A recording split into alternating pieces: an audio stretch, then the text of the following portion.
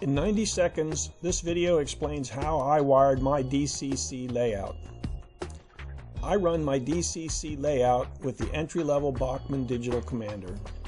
Connecting the controller to an oval track simply involves connecting the red track power wire to the track and controller and plugging the controller into an outlet. But my layout, as you see here, consists of 120 feet of track, so I made 3 track connections roughly 40 feet apart.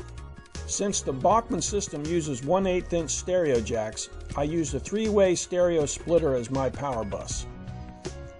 With the stereo extension cords, I made the 3 track connections easily and quickly.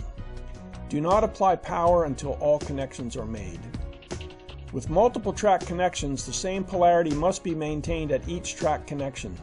If you don't, the controller will blink to signal a short circuit.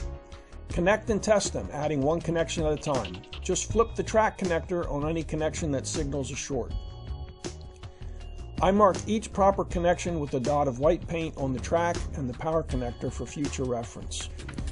Granted, the Digital Commander is entry level, but the wiring concepts are the same regardless of the system you use. It continues to be a wonderful journey for me.